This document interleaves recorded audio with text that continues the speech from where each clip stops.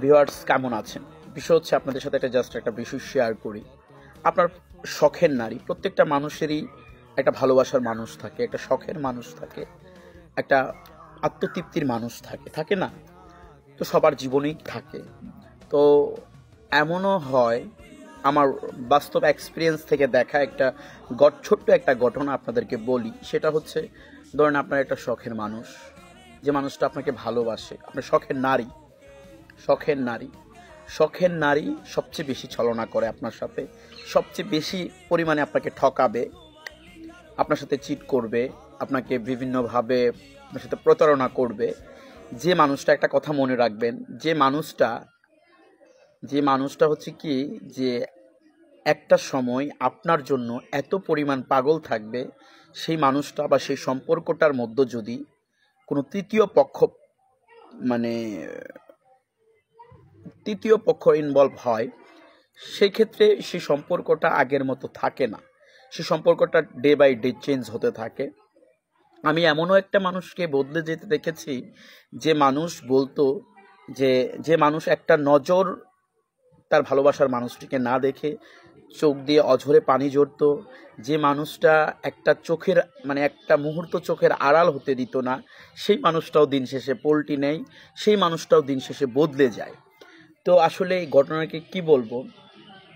আর কিছু কিছু মানুষ তো এরকমও আছে, যে ধরেন আপনাকে সে ভালোবাসে, আপনার আগেও সে কয়েকজনকে ভালোবেসেছে, তাদের সাথে তার তাদের সাথে তার লাইফ ইনভলভ ছিল।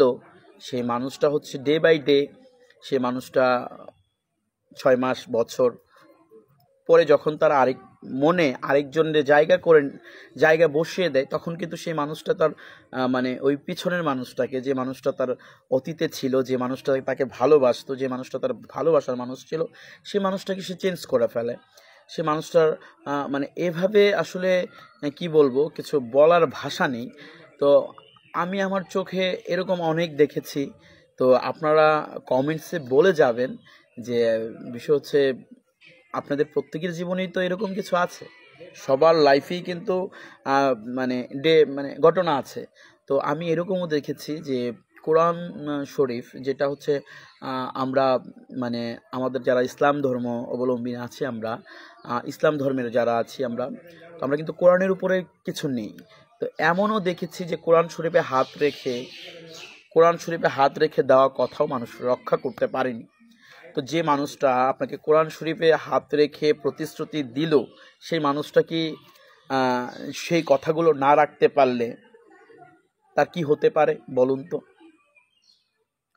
তো যাই হোক, শুধু এতটুকুই বলি, আল্লাহ যা করে ভালোর জন্যই করে। যদি কেউ কাউকে আঘাত দিয়ে সুখী হতে পারে, হোক না, তার জন্য শুভকামনা রইল।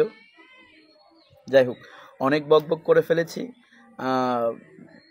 ভালো থাকবেন আপনারা। নেক্সটে আরও কিছু বলুন।